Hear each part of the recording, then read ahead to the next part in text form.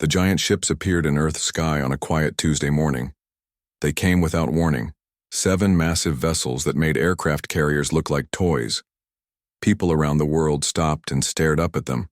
Some ran in fear. Others took videos.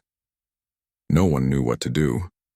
Admiral John Carter stood on the roof of the Pentagon looking up at the nearest ship through his binoculars. His face stayed calm, but his heart beat fast. 28 years in the Navy had not prepared him for this moment.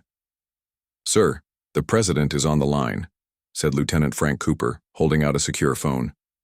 Carter took the phone. "Madam President." "John, tell me what we're looking at," said President Laura Wilson. Her voice was steady, but he could hear the tension. 7 ships, each about 2 miles long.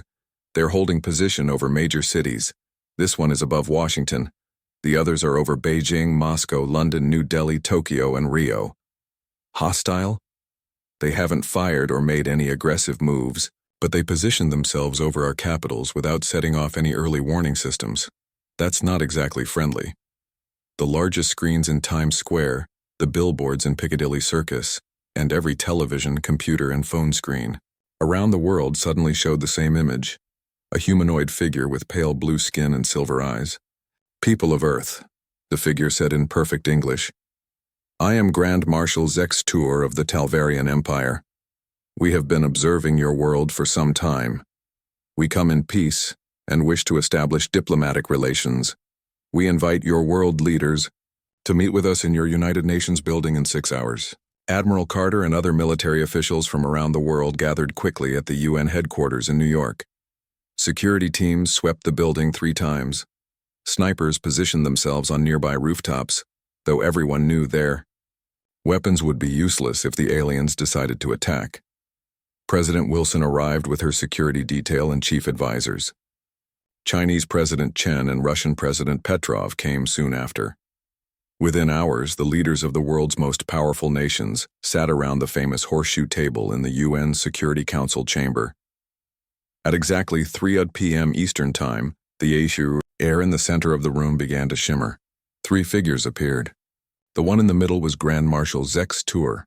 He stood 7 feet tall with broad shoulders and an air of command. The 2 others were slightly shorter but carried weapons that looked far more advanced than anything on Earth. "Thank you for meeting with us," Zex Tour said with a slight bow. "We have traveled far to reach your world." President Wilson stood. "Welcome to Earth, Grand Marshal.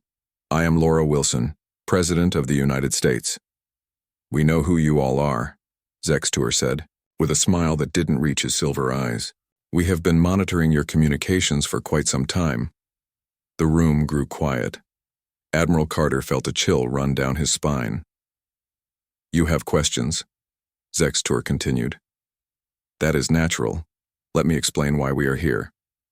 He raised his hand, and a 3-dimensional map of the galaxy appeared in the air. A small section glowed red. "This is the Talvarian Empire. We control over 8,000 star systems." He pointed to a tiny dot at the edge of the map. "This is your solar system." The display changed to show hundreds of ships, some much larger than those currently orbiting Earth. "This is a small part of our fleet," Zex Tour said. "We have come to offer Earth protection and membership in our empire." Ambassador Susan Miller from the U.S. State Department leaned forward. "By membership, you mean?" "A protectorate status," Zex Tour said. "We will defend your world from external threats. In exchange, we require access to certain resources and a say in your technological development." "That sounds like a fancy way of saying conquest," General Martinez of Spain said. Zex Tour laughed, a sound like metal scraping on stone. "If we wanted conquest, General, we would have simply taken your world. Your most advanced weapons would barely scratch our ship's paint." To demonstrate his point, Zex Tour waved his hand again. The hologram showed an Earth missile hitting a Talvarian ship with no effect.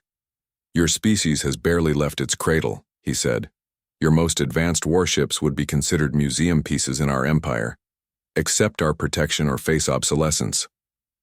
President Wilson stood up straighter. "We appreciate your offer, Grand Marshal, but Earth is not looking for protection. We would prefer to establish relations as equals." The aliens' laughter filled the room again. "Equals?" Your civilization is at least 500 years behind ours technologically. Let me show you something. The hologram changed to show images of Earth's military bases, power plants, and government buildings, all captured from the alien ships in orbit. We mapped your entire defense network in minutes, Zextur said.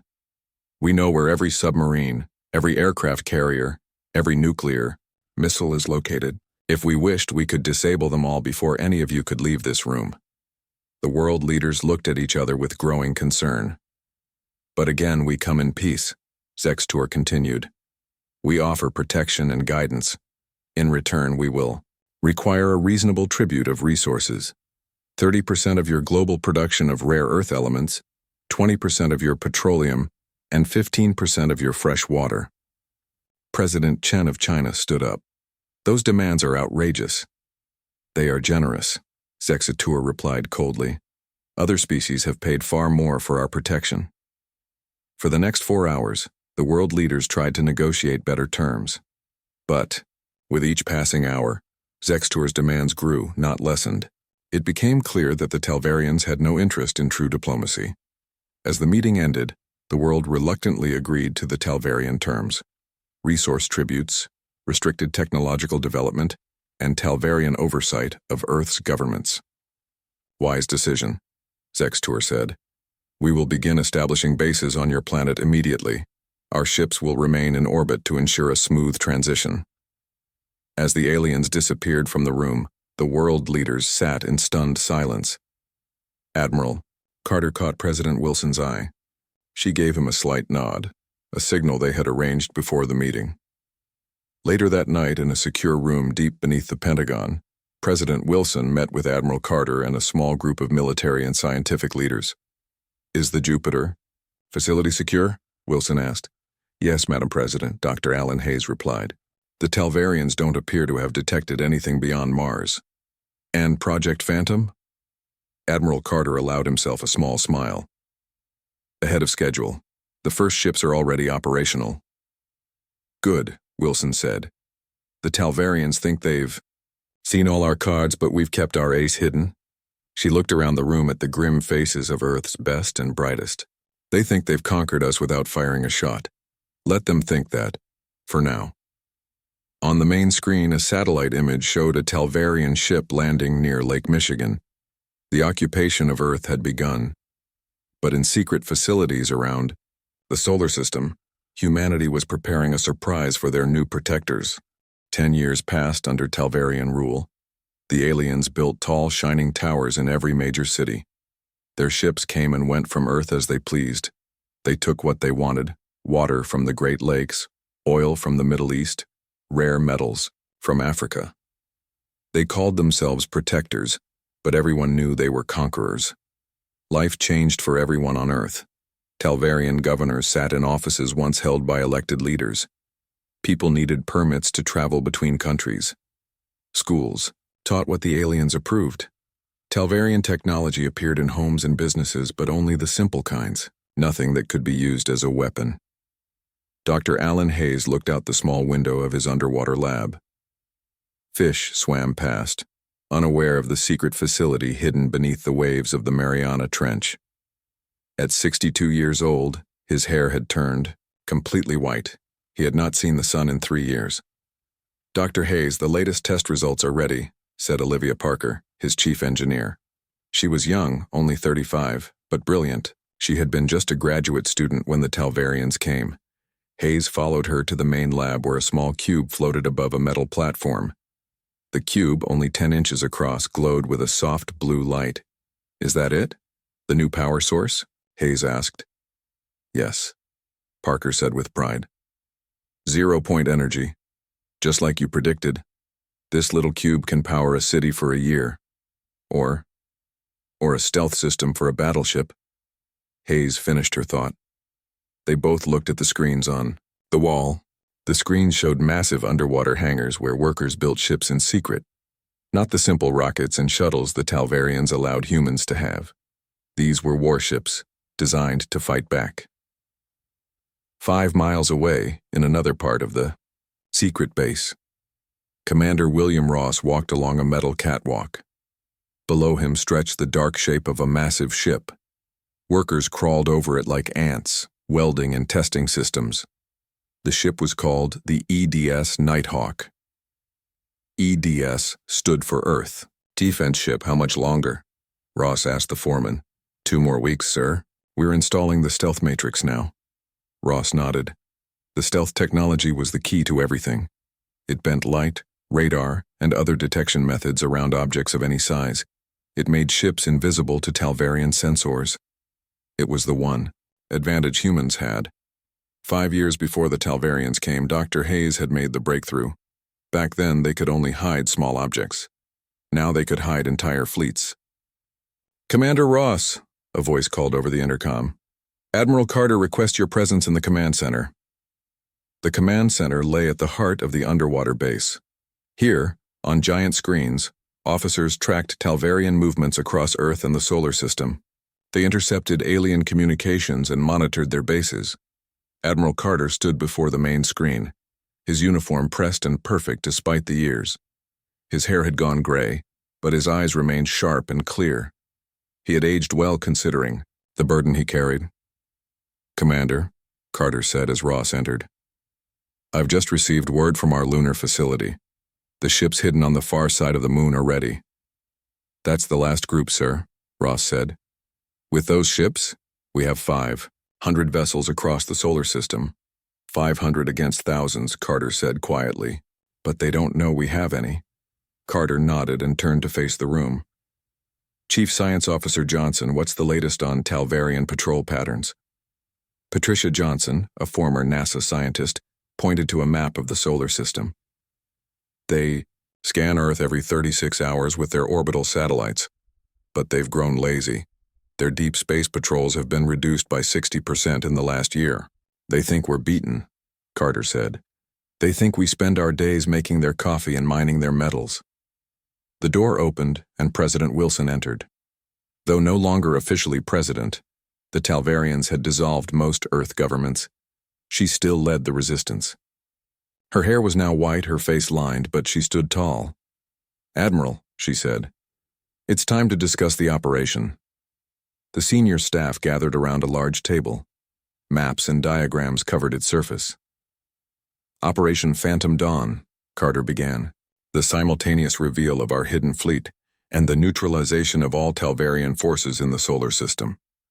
Commander Ross pointed to the map. We have ships positioned near every major Talvarian installation.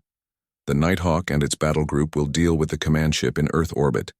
Other groups will target their bases on Mars, their mining, operations on the moons of Jupiter, and their patrol ships throughout the system. What about their weapons? Asked a young lieutenant. They're still more advanced than ours. Dr. Hayes stepped forward. Yes and no. Their ships are powerful, but we've studied their technology for 10 years. We've adapted some of their own systems for our use. Plus, we have the element of surprise. They don't even know we have ships. President Wilson looked around the table. This is the moment we've worked toward for a decade. Every person in this room has sacrificed. Many have lost family members to Talvarian justice. We've lived in shadows, building and planning in secret while they took our world. She paused, her voice growing stronger. But remember our goal. We want freedom, not revenge.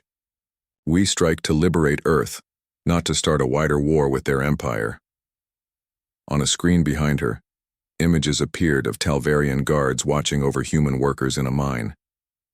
Another image showed a family being removed from their home to make room for alien scientists.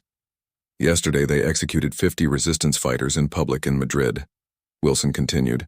They grow more brutal as they grow more comfortable. The time to act is now. Admiral Carter nodded. The fleet is ready. Our people are in position near every Talvarian base and ship. We just need to give the order. President Wilson looked at him, then at each person around the table. How soon can we launch? 3 days, Carter replied. We need to finish final preparations and coordinate with resistance cells on the ground. Then in 3 days, Earth takes back its freedom, Wilson said. Operation Phantom Dawn is active. As the meeting ended, Commander Ross returned to the hangar where the Nighthawk waited. He looked up at its dark hull, at the weapons that had never been fired, at the ship that no Talvarian had ever seen. 3 days, he whispered to himself. 3 days until we show them who we really are. The small stealth fighter cut through Earth's atmosphere without making a sound. Lieutenant Daniel Wright guided it with expert hands, watching his sensors for any sign of Talvarian patrols. The fighter was one of Earth's newest weapons, small, enough to slip between the gaps in alien sensor coverage. Wright had grown up under Talvarian rule. He had been only 15 when the aliens came. Now, at 25, he could barely remember a time when humans controlled their own planet. But his parents had remembered. They had told him stories before they died in a mining accident 2 years ago. An accident that wasn't really an accident. The fighter's communication system beeped softly. Wright pressed a button on his console.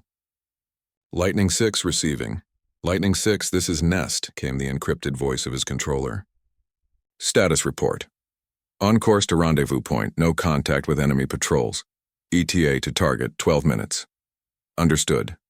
Resistance cell is standing by. Remember, minimum communication once you're on the ground. Wright guided his fighter down, through clouds toward the forests of what used to be Germany. His mission was simple but crucial. Deliver final instructions to resistance fighters across Europe. In 3 days, when the fleet revealed itself, these cells would attack Talvarian ground installations to create confusion. Far from Earth, beyond the orbit of Mars, another part of Operation Phantom Dawn was taking shape. Around the giant planet, Jupiter, hidden within its complex ring system, hundreds of stealth ships began to move into formation. Fleet Captain Karen Nelson stood on the bridge of the EDS Valiant, watching as her display showed the gathering fleet. For 10 years, humans had built these ships in secret bases on Jupiter's moons. The ships had been hidden as soon as they were completed, their stealth systems making them invisible even to each other without special codes. Third Strike Group is assembled, Captain, reported her first officer. All ships report ready status. Nelson nodded. At 43, she had been a Navy pilot before the aliens came. Now she commanded a battle group of 30 ships ranging from small agile fighters to the massive Valiant itself. Begin movement to phase line Alpha, she ordered. Maintain stealth protocols. No active scanning. The fleet began to move silently, through the Jupiter system, heading toward their assigned positions.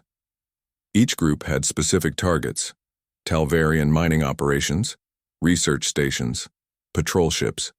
When the order came, they would all decloak at once and strike. On Earth, in the main Talvarian base near what used to be Chicago, Governor Krexnar addressed his staff. Like all Talvarians, he stood over 7 feet tall with blue skin and silver eyes. He wore the elaborate uniform of a senior Imperial official. The human productivity has decreased in the eastern mining sectors, he said, pointing to figures on a large screen. Increase the work shifts from 12 to 14 hours. Add nutrient supplements to their rations to maintain output. A junior officer stepped forward nervously. Sir, we've had more resistance activities in that sector. 3 supply trucks destroyed last week. Perhaps if we improved conditions slightly. They are workers, not guests, Krexnar snapped. The Empire doesn't coddle primitive species. Double the guard patrols and execute any human caught outside after curfew. Unknown to Krexnar, his entire conversation was being recorded. Maria Scott, a human who worked as a cleaner in the base, had planted tiny listening devices throughout the facility. She looked like a broken woman, her head always down, her manner submissive. The Talvarians barely noticed her, which was exactly what she wanted. After her shift, Maria returned to her small apartment in the worker housing block. Once inside, she removed a loose brick from her wall and took out a small communication device. She sent the recording through an encrypted channel that bounced between hidden relays before reaching the underwater command center.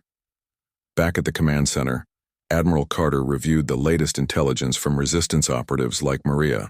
The information confirmed what they already knew. The Talvarians had grown complacent. They've reduced orbital patrols by another 15%, reported Intelligence Officer Greg Stevens. They're focusing their forces on the Centauri border dispute. Carter nodded. The Talvarian Empire was vast, spanning thousands of star systems.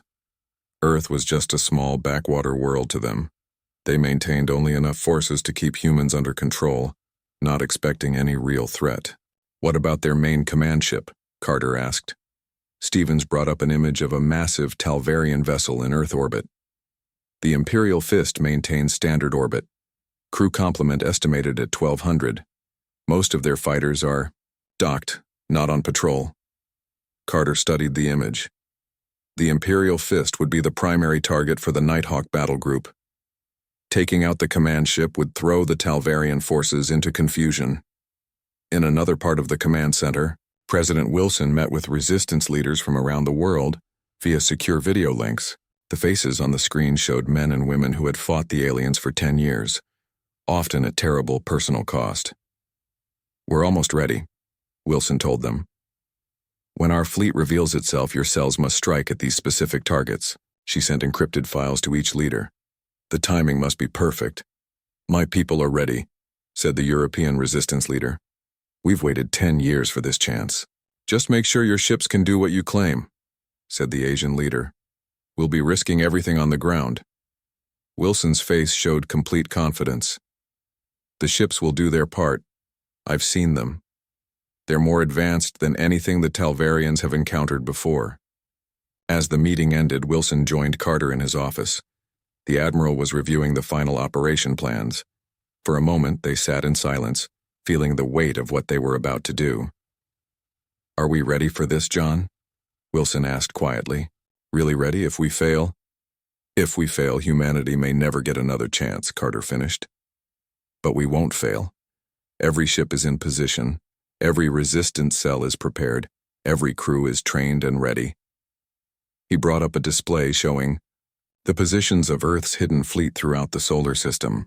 Hundreds of green dots representing stealth ships surrounded the red dots of Talvarian installations. "The Talvarians think they know everything about us," Carter said. "They think we're just simple primitives who can barely build fusion reactors. They have no idea what we've accomplished right under their noses." Wilson looked at the display, at the green dots representing humanity's secret hope. "2 more days," she said. "2 more days, and the Talvarians learn what happens when you underestimate humans." The day of Operation Phantom Dawn arrived. Admiral Carter stood on the bridge of the EDS Defiance, his flagship hidden in Earth orbit. Through the view screen, he could see the massive Talvarian command ship, the Imperial Fist. The alien vessel was less than 1 kilometer away, but its crew had no idea that an enemy ship was so close. "All systems ready, Admiral," reported his first officer. "Stealth matrix at full power. Weapons armed. All ship groups report ready status." Carter nodded. He wore his dress uniform today. If he was going to make history, he wanted to look the part. "Open the fleet channel," he ordered.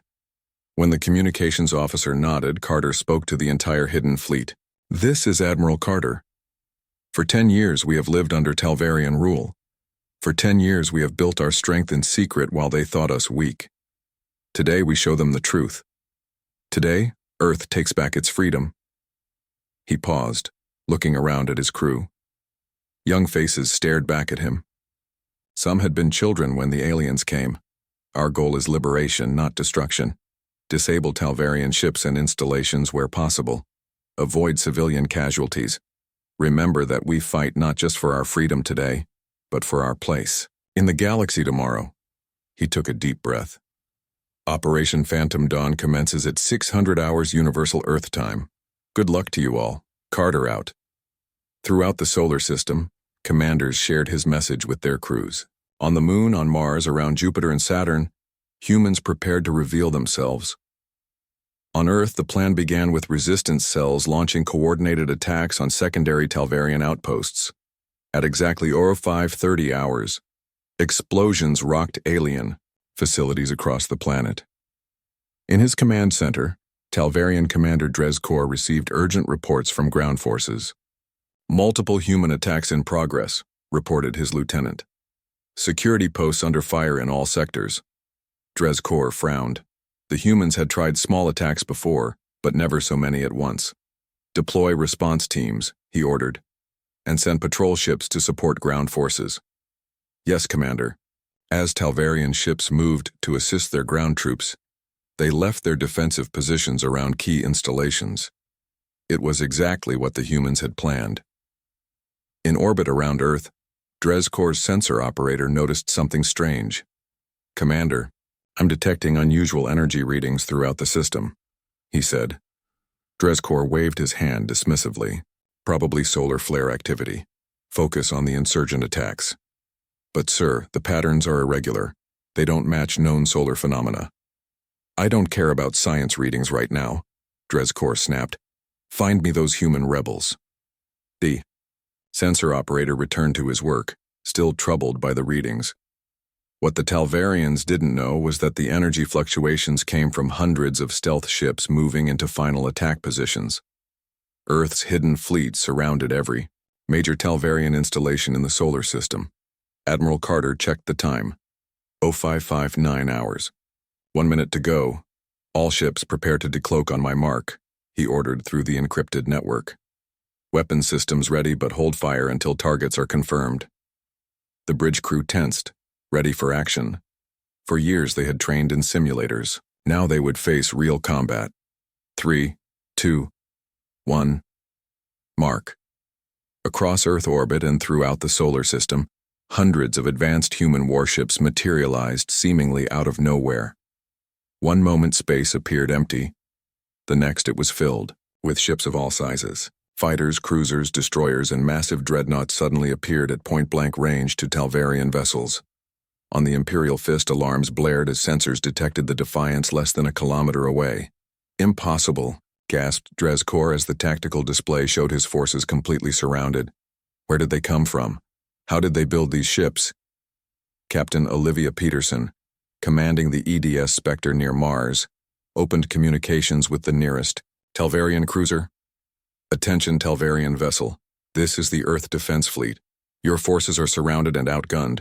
Power down your weapons and engines immediately. Similar messages went out across the solar system as human ships revealed themselves around every Talvarian installation.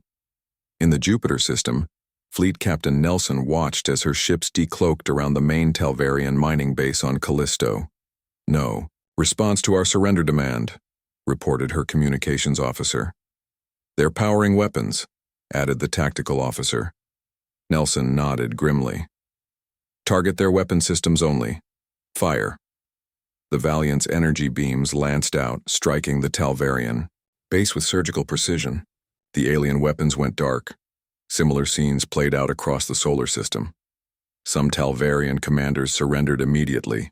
Others tried to fight. But the humans had the advantage of surprise and position. Back at Earth, Admiral Carter faced the main Talvarian command ship. No response to our hail, sir, reported his communications officer. They're charging weapons, added the tactical officer. Carter had hoped to avoid bloodshed, but he was prepared for this possibility. Target their primary weapon arrays and engines. Fire. The Defiance's advanced weapons struck the Imperial Fist with pinpoint accuracy. The Talvarian ship shuddered as its main guns went dark and its engines failed. Direct hit, sir. Their weapons and propulsion are offline. Carter nodded. Open a channel again. This time, Commander Drezkor appeared on screen. The Talvarian looked shocked, his silver eyes wide with disbelief. This is impossible, Drezkor said. Your species doesn't have this technology. You can barely build space stations. You saw what we wanted you to see, Carter replied. For 10 years you thought you knew everything about us. You were wrong. He gestured to an officer who sent images to the Talvarian ship. The images showed human fleets throughout the solar system, all engaged with Talvarian forces. Most of the alien ships were already disabled. Your forces are defeated, Commander. Surrender your ship and order all Talvarian personnel to stand down. Drezkor stared at the images in disbelief. This is some trick. No trick. Look, out your viewport. My fleet surrounds your ship. Check your long-range communications. You'll find you've lost contact with most of your forces in this system. The Talvarian checked his displays, his face showing growing horror as he realized the truth. How? he finally asked. How did you build all this without us knowing? Carter allowed himself a small smile. You underestimated us, Commander. A mistake your empire won't make again. After a long moment, Drezkor lowered his head. I surrender my ship and command. Throughout the solar system, the pattern repeated. Within hours, most Talvarian forces had surrendered. The few ships that tried to escape to warn their empire found their engines disabled by waiting human vessels. By the end of the day, Operation Phantom Dawn was complete. Earth's stealth fleet had revealed itself and neutralized the Talvarian occupation force without a single ship escaping to warn the Empire. In the command center beneath the ocean, President Wilson received the news with tears in her eyes. Tietri. Years, she whispered. 10 years of hiding and building and waiting, and now we're free. Admiral Carter's image appeared on her screen, his face tired but triumphant. Not quite free yet, Madam President, he said. We've won the battle. Now comes the hard part. The Empire? Wilson nodded. They'll send more ships when they lose contact with this force. Yes. Which is why we need to prepare for the arrival of Grand Marshal Zextur. When he comes looking for his missing fleet, we need to be ready. Wilson squared her shoulders. We will be ready, Admiral. Earth has found its strength, and the galaxy is about to learn what humans are truly capable of. 3 days after Operation Phantom Dawn, a massive Talvarian ship entered the solar system. It was twice the size of any vessel humans had seen before, its hull decorated with the symbols of the Talvarian Empire. This was the personal flagship of Grand Marshal Zextur, the Eternal Glory. The ship slowed as it approached Mars. Zextur had expected to be greeted by his fleet. Instead, he found silence. None of his ships responded to his calls. Where are they? Zextur demanded, his silver eyes scanning the empty displays. We had over 200 vessels in this system. His officers worked frantically at their stations, trying to locate the missing ships. Sir, one finally said, we're detecting debris near the 4th planet. It appears to be from one of our patrol cruisers. Zextur's face darkened. The humans. Impossible. They have no weapons that could damage our ships. Sir, incoming transmission. From Earth. Zextur straightened his uniform. Put it on screen. The face that appeared wasn't a Talvarian governor as expected, but President Laura Wilson. She sat at the table in the United Nations building, the same room where the Talvarians had first dictated terms to Earth 10 years earlier. Grand Marshal, Wilson said calmly. Welcome back to our solar system. Zextur's eyes narrowed. What have you done, human? Where is my fleet? Your fleet has been neutralized, Wilson replied. The occupation of Earth is over. The Grand Marshal laughed, a harsh sound. Neutralized? By what? Your primitive weapons? Your simple rockets? Perhaps you should see for yourself, Wilson suggested. We invite you to Earth for negotiations. You may bring a small security detail, but your ship must remain at its current position. Zextur was furious, but also curious. How had these humans defeated his forces? He needed to know. I will come, he said.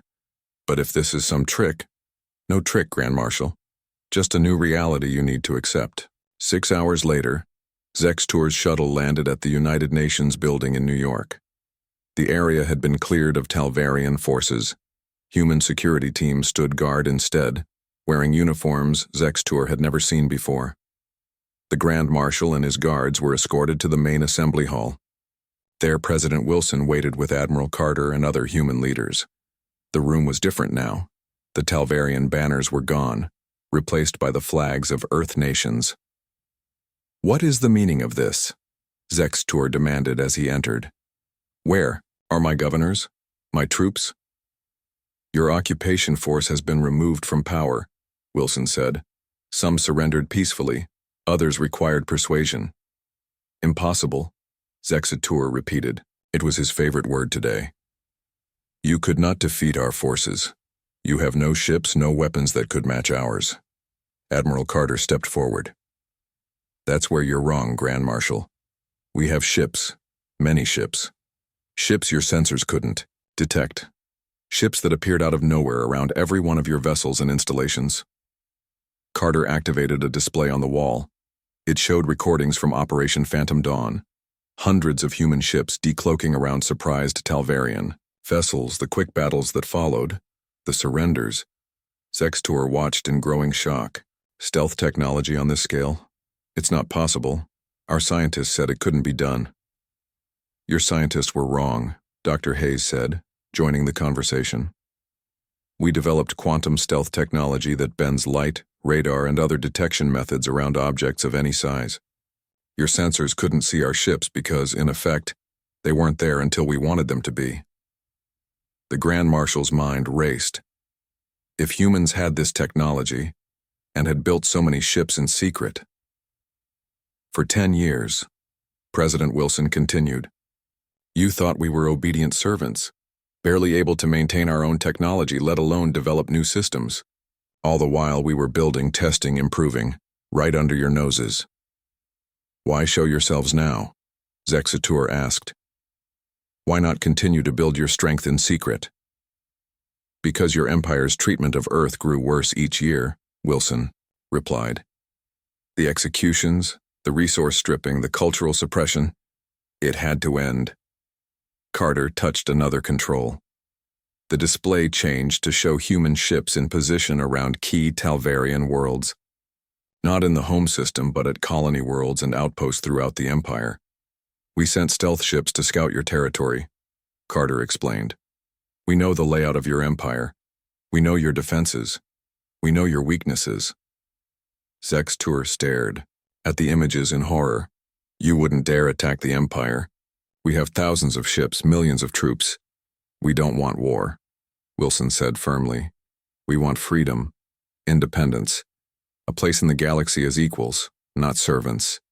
She slid a tablet across the table. These are our terms. Earth and the entire solar system will be recognized as independent territory. The Talvarian Empire will withdraw all forces. Trade relations may be established, but as equals. And if I refuse? Zexatur asked, though he already knew the answer. Carter changed the display again, showing the current situation in Earth orbit. The Grand Marshal's flagship was now surrounded by 20 human vessels, all with weapons aimed at it. Then your ship never leaves this system, Carter said simply. And our stealth fleets near your worlds begin operations similar to what you just witnessed here. Zextur was silent for a long moment.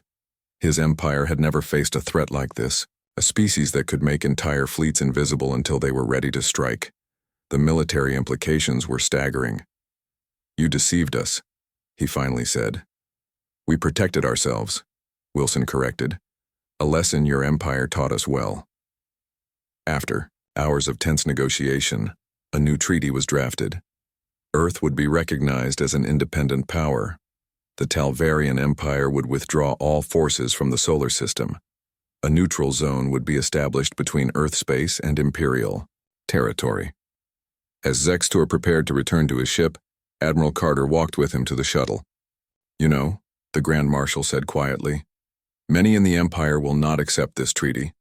Some will want to test your stealth technology to find its limits.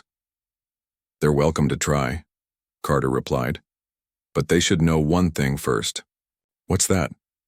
The ships we revealed? They're only part of our fleet. Many more remain hidden, watching, waiting. It wasn't true. Carter had revealed almost every ship Earth had built. But the Grand Marshal didn't know that. And the uncertainty, the fear of invisible human ships possibly watching his worlds, would be a powerful deterrent. After Zexatur departed, President Wilson joined Carter on the observation deck of the Defiance. Together they watched as the Talvarian flagship moved away from Earth, escorted by human vessels. Do you think they'll honor the treaty? Wilson asked. They will for now, Carter said. They need time to develop countermeasures to our stealth technology. Time we'll use to build more ships, better defenses. Wilson nodded. From protectorate to power in one day, the galaxy will never be the same. No, Carter agreed. And neither will humanity. We've taken our first real step into a much larger universe. Below them, Earth turned peacefully, free of Talvarian control for the first time in a decade. News of liberation spread across the planet. People celebrated in streets that had seen Talvarian patrols just days before. The alien towers that had dominated city skylines were being repurposed or dismantled. In the coming weeks, news of Earth's victory spread throughout the galaxy. Other species subjugated by the Talvarian Empire took note. The humans had done what many thought impossible. They had outsmarted one of the most powerful empires in the galaxy. Diplomatic messages began arriving from other worlds, seeking alliances, trade agreements, cultural exchanges. Earth was no longer seen as a backwater planet of primitives, but as a rising power with technology that even the mighty Talvarians feared. On the bridge of the Defiance, Admiral Carter reviewed reports from ships exploring nearby star systems. Humanity was expanding outward, cautiously but confidently. The Talvarians did us a favor, he told his officers. They forced us to become stronger, smarter, more unified than we ever were before. They meant to keep us down, but instead they prepared us for the stars. As Earth took its place among galactic civilizations, the story spread far and wide. How a supposedly primitive world had hidden its true strength until the perfect moment, and how the mighty Talvarian Empire had learned a valuable lesson about underestimating humans.